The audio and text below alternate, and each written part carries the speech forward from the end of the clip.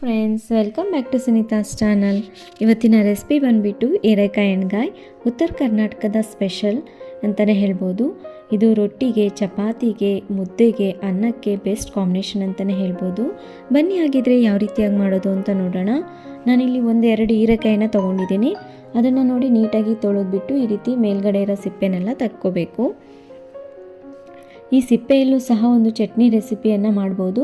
ಅದನ್ನು ಸಹ ನಾನು ಮುಂದೆ ಬರುವ ವಿಡಿಯೋದಲ್ಲಿ ಶೇರ್ ಮಾಡ್ತೀನಿ. ತುಂಬಾ ರುಚಿಯಾಗಿರುತ್ತೆ. ನೋಡಿ, ಈ ರೀತಿ 2 ಹೀರೆಕಾಯಿ ಸಿಪ್ಪೆಯನ್ನು ತೆಗೆದಿಟ್ಕೊಂಡಿದ್ದೀನಿ.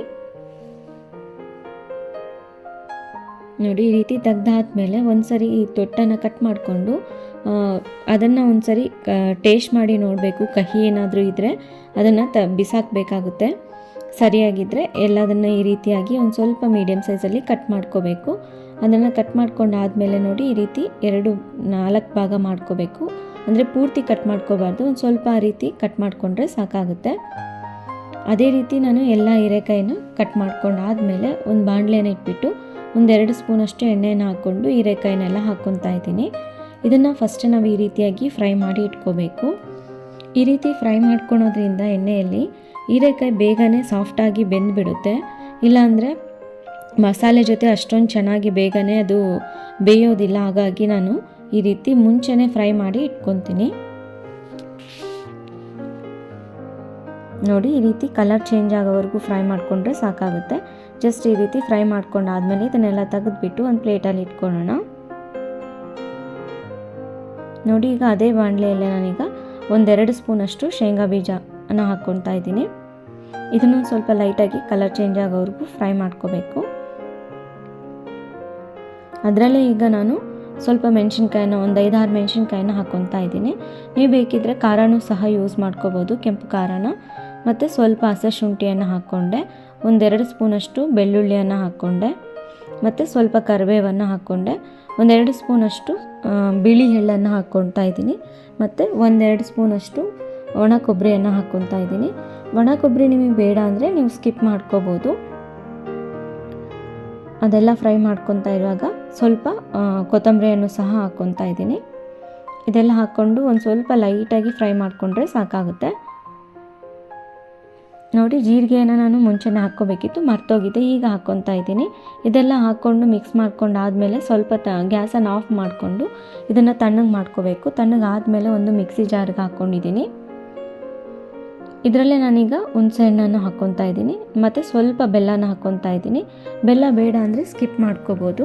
ಸ್ವಲ್ಪ ಅರಿಶಿನ ಹಾಕ್ಕೊಂಡು ಇದನ್ನು ಸ್ವಲ್ಪ ನೀರು ಹಾಕ್ಕೊಂಡು ಒಂದು ಸ್ವಲ್ಪ ಲೈಟಾಗಿ ತರಿಯಾಗಿ ರುಬ್ಕೋಬೇಕು. ತುಂಬ ಸಾಫ್ಟ್ ಆಗೋವರೆಗೂ ರುಬ್ಬೋ ಅವಶ್ಯಕತೆ ಇಲ್ಲ. ಅದಾದಮೇಲೆ ನೋಡಿ, ಒಂದು ಬಾಣಲೆನ ಇಟ್ಬಿಟ್ಟು 1-2 ಸ್ಪೂನಷ್ಟು ಎಣ್ಣೆನ ಹಾಕ್ಕೊಂಡೆ. ಎಣ್ಣೆ ಬಿಸಿ ಆದಮೇಲೆ ಸಾಸಿವೆಯನ್ನು ಹಾಕ್ಕೊತಾ ಇದ್ದೀನಿ, ಮತ್ತು ಸ್ವಲ್ಪ ಕರಿಬೇವನ್ನು ಹಾಕ್ಕೊತಾ ಇದ್ದೀನಿ, ಸ್ವಲ್ಪ ಈರುಳ್ಳಿಯನ್ನು ಹಾಕ್ಕೊತಾ ಇದ್ದೀನಿ. ಇದೆಲ್ಲ ಒಂದು ಸ್ವಲ್ಪ ಲೈಟಾಗಿ ಕಲರ್ ಚೇಂಜ್ ಆಗೋವರೆಗೂ ಫ್ರೈ ಮಾಡ್ಕೋಬೇಕು.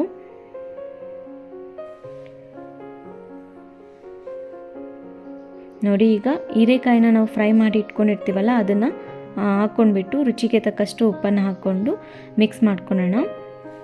ಏನಪ್ಪ ಅಂತಂದರೆ, ಹೀರೆಕಾಯಿನ ಈ ಟೈಮಲ್ಲೂ ಸಹ ಹಾಕ್ಕೊಂಡು ಫ್ರೈ ಮಾಡ್ಕೊಳೋದ್ಕಿಂತ ಫಸ್ಟೇ ನಾವು ಫ್ರೈ ಮಾಡ್ಕೊಳೋದು ತುಂಬಾ ಒಳ್ಳೆಯದು. ತುಂಬ ಬೇಗನೆ ಆಗೋಗುತ್ತೆ ಅಡುಗೆ. ನೋಡಿ, ಅದಾದಮೇಲೆ ಮಸಾಲೆಯನ್ನು ಹಾಕ್ಕೊಳ್ಳೋಣ. ಸ್ವಲ್ಪ ನೀರನ್ನು ಹಾಕ್ಕೊಂಡೆ. ಮಿಕ್ಸಿ ಜಾರಲ್ಲಿ ಮಸಾಲೆ ಇರುತ್ತಲ್ವ, ಅದನ್ನು ಸೇರಿಸ್ಕೊಳೋದಕ್ಕೋಸ್ಕರ ಸ್ವಲ್ಪ ನೀರನ್ನು ಹಾಕ್ಕೊಂಡು ಮಿಕ್ಸ್ ಮಾಡ್ಕೋಬೇಕು. ನಿಮಗೆ ನೀರು ಏನಾದರೂ ಜಾಸ್ತಿ, ಗ್ರೇವಿ ಏನಾದರೂ ಸ್ವಲ್ಪ ಜಾಸ್ತಿ ಬೇಕು ಅನಿಸಿದರೆ ಸ್ವಲ್ಪ ನೀರು ಜಾಸ್ತಿನೂ ಹಾಕ್ಕೋಬೋದು. ಇದನ್ನು ಮಸಾಲೆ ಹಾಕಿದ ಮೇಲೆ ತುಂಬ ಹೊತ್ತೇನು ನಾನು ಬೇಯಿಸ್ಕೊಳೋದಿಲ್ಲ, ಯಾಕಂದರೆ ಆಲ್ರೆಡಿ ಅದು ಫ್ರೈ ಮಾಡಿರೋದ್ರಿಂದ 1-2 ನಿಮಿಷ ಬೇಯಿಸ್ಕೊಂಡ್ರೆ ಸಾಕಾಗುತ್ತೆ. ನೋಡಿ, ಇಷ್ಟೇ ಹೀರೆಕಾಯಿ ಎಣ್ಗಾಯಿ ರೆಡಿ ಆಗೋಯಿತು. ತುಂಬ ಸಿಂಪಲ್ಲಾಗಿ ಈಸಿಯಾಗಿ ಮಾಡ್ಕೊಂಬಿಡ್ಬೋದು. ಮತ್ತು ಇದನ್ನು ತುಂಬಾ ಯಾರಾದ್ರು ಗೆಸ್ಟ್ ಬಂದಾಗ ಈ ರೀತಿ ಬಿಸಿ ಬಿಸಿಯಾಗಿ ಮಾಡಿಕೊಡಿ, ತುಂಬಾ ಇಷ್ಟಪಟ್ಟು ತಿಂತಾರೆ. ಇದನ್ನು ರೊಟ್ಟಿಗೆ, ಚಪಾತಿಗೆ ಅಥವಾ ದೋಸೆಗೆ, ಮುದ್ದೆಗೂ ಸಹ ತಿನ್ಕೊಬಿಡ್ಬೋದು. ಅನ್ನಕ್ಕೆ ಬೆಸ್ಟ್ ಕಾಂಬಿನೇಷನ್ ಅಂತಲೇ ಹೇಳ್ಬೋದು. ಯಾವಾಗಲೂ ಸಹ ಪ್ರತಿ ಸಾರಿ ನಾವು ಚಪಾತಿಗೆ, ರೊಟ್ಟಿಗೆ ಒಂದೇ ರೀತಿ ಪಲ್ಯ ಮಾಡೋದಕ್ಕಿಂತ ಈ ರೀತಿಯಾಗಿ ಹೀರೆಕಾಯಿ ಎಣ್ಗಾಯಿ ಮಾಡಿ ನೋಡಿ, ಸಖತ್ತಾಗಿರುತ್ತೆ. ಈ ವಿಡಿಯೋ ಇಷ್ಟ ಆಗಿದೆ ಅಂದ್ಕೊಂಡಿದ್ದೀನಿ. ಇಷ್ಟ ಆಗಿದರೆ ಪ್ಲೀಸ್ ಲೈಕ್ ಮಾಡಿ, ಶೇರ್ ಮಾಡಿ. ಸಬ್ಸ್ಕ್ರೈಬ್ ಆಗಿಲ್ಲ ಅಂದರೆ ಸಬ್ಸ್ಕ್ರೈಬ್ ಆಗಿ. ಮತ್ತೊಂದು ಒಳ್ಳೆಯ ವಿಡಿಯೋ ಜೊತೆಗೆ ಭೇಟಿಯಾಗೋಣ. ಧನ್ಯವಾದಗಳು.